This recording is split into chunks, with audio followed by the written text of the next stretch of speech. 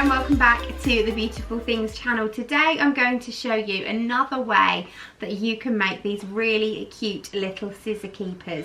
Now, I put a tutorial up a couple of weeks ago of how to make a fabric one with wadding inside. I will link it up here, but this version is slightly different because you're also able to make these with vinyl or faux leather, and the one I've made here is with this lovely rose goldy crocodile print, and the one I'm going to show you is with this lovely shiny silver faux leather.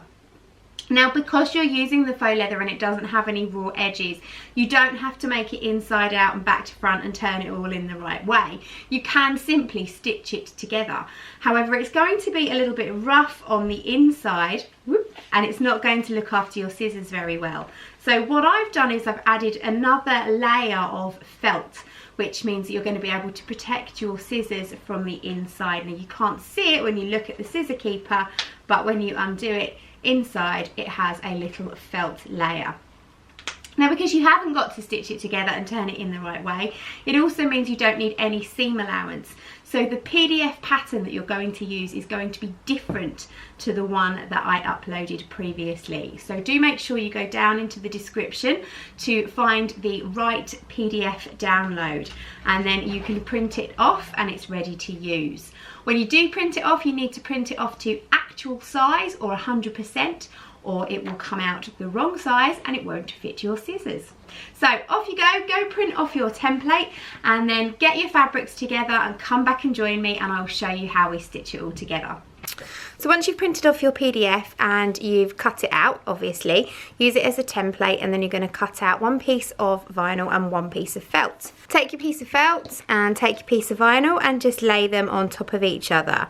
So you're putting the wrong side of the vinyl down onto the felt. Obviously you can't pin through vinyl, but you can use the quilting clips, and you can just clip up around the outside.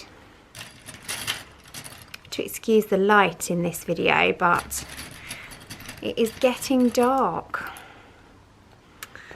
and the studio is in its warm and cozy mood this afternoon. So clip up all the way around the outside. Now, you'll see on the pattern that I've made a mark where I recommend that you start and stop stitching.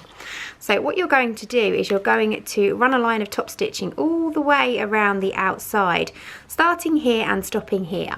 If you do that, it means you can overlay your two stitches, and actually you're not going to see them because the whole thing is going to fold up shortly and it will cover up this area here. So if you start and stop stitching here, all will be well with the world. So you're going to stitch all the way round. I would use a 1/8 seam allowance and a length 3 or 3.5 stitch on your machine, and make sure that you start and stop here and that you're pivoting on all of the points, including this very gentle point here. So I've used some orange thread to stitch. Now, I could pretend that I'd done that so that you could see it, but actually I just completely forgot to change the machine thread from when I sewed my little rose gold one. But there we go. Now, as you can see, my leather has kind of not puckered, but it has kind of creased up a little bit. It's because it has got a little bit of stretch, and therefore it has slipped away from the felt, but that really doesn't matter because you can trim this up later. So all you're going to do now is you're going to fold your scissor keeper, and you're going to line everything up, fold down to the point here. Make sure it's all neat. Don't worry if you've got overhanging bits on the edges. As I say, the joys of this is you can trim it all up in a moment. So once you've folded, just pop some clips down that long edge. And we are then going to stitch back over our top stitching, just down this side here. Once you have stitched, you can trim off any loose ends that you might have.